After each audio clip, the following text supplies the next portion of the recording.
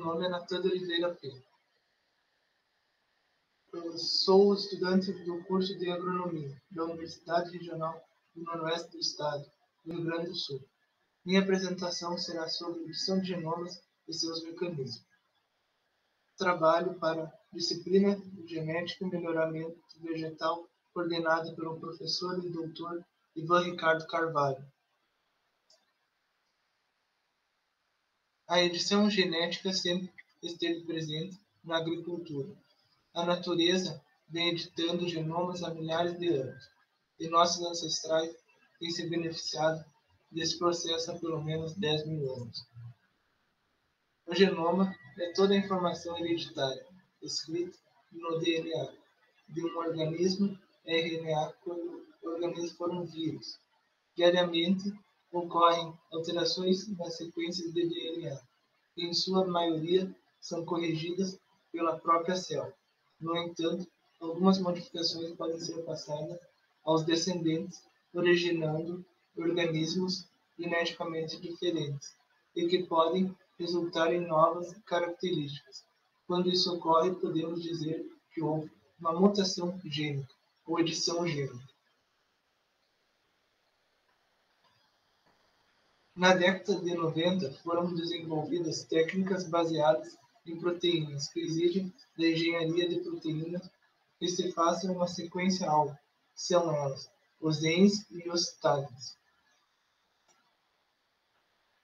O CRISPR surgiu em meados dos anos 2000 como um sistema guiado por RNA, que pode facilmente ser projetado para se ligar a diferentes sequências proteicas.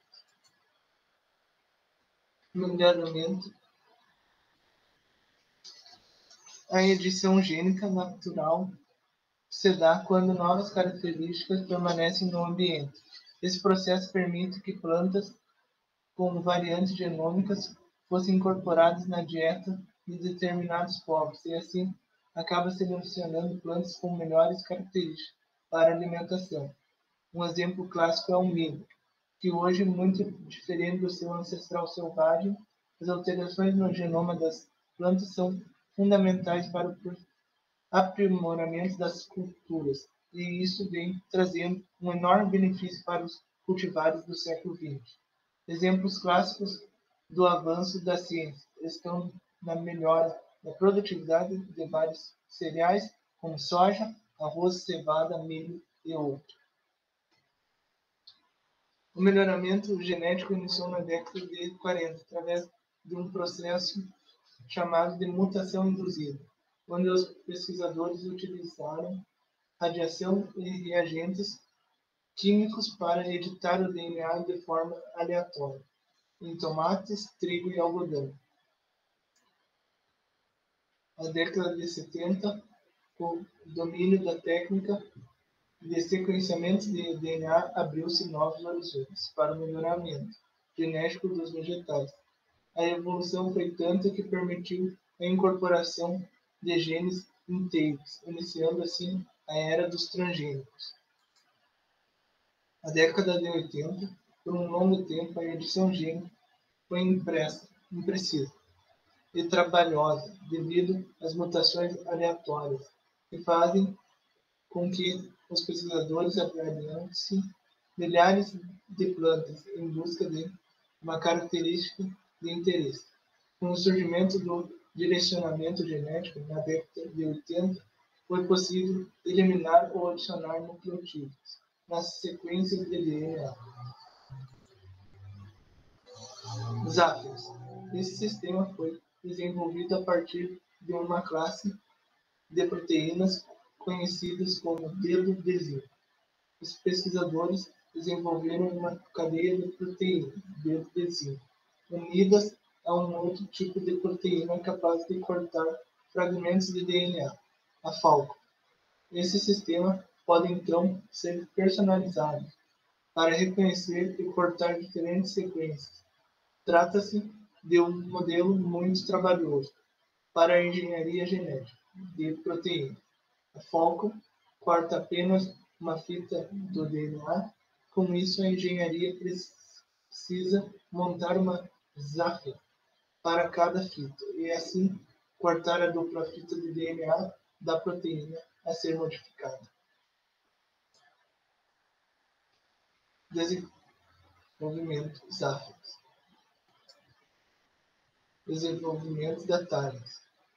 Esse sistema utiliza uma classe de proteínas conhecidas como efetores. Com essa técnica, pode-se ter especificidade da região de corte, alterando apenas uma pequena região dessa proteína, facilitando assim o trabalho, personalização de diferentes regiões da dupla fita do DNA, através da FOLC.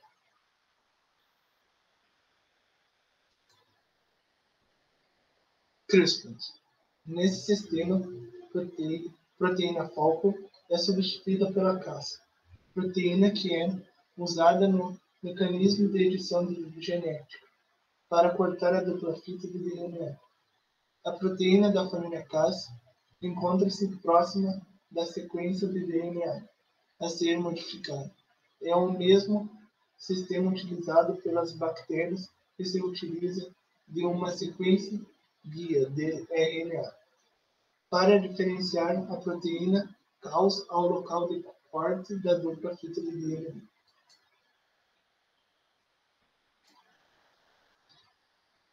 A aplicabilidade no melhoramento genético das plantas envolve inúmeras variabilidades de culturas, cujo resultado pode se relacionar a rendimento, a valor nutricional, a tolerância ao estresse biótico e abiótico, e a resistência a herbicidas. Aumento de produtividade com melhora do peso, tamanho e quantidade dos grãos. Ganho nutricional, através de enriquecimento de óleos, ácido fítico, amido e vitaminas. Resistente ao estresse biótico quanto às bactérias, fungos e vírus. Resistência ao estresse abiótico quanto à seca, variação de temperatura, solos salinos. Resistência a herbicidas no controle de plantas daninhas.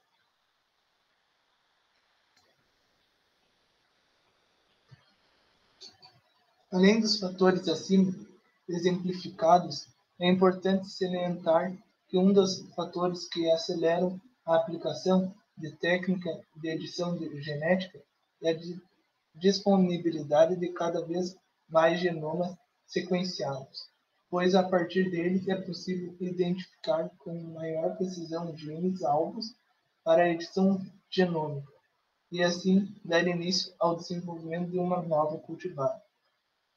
Outros resultados incluem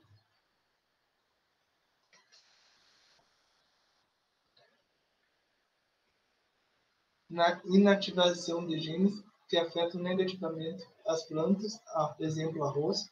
Alterações nucleotídicas podem alterar o tamanho dos frutos, exemplo, tomate.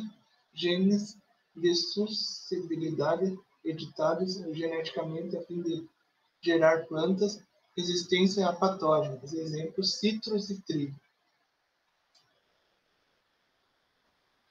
Tolerância a estresse abiótico mostra eficientes milho, trigo e arroz. O silenciamento de genes produtores de difícil digestão, glúten no trigo. Obrigado a todos.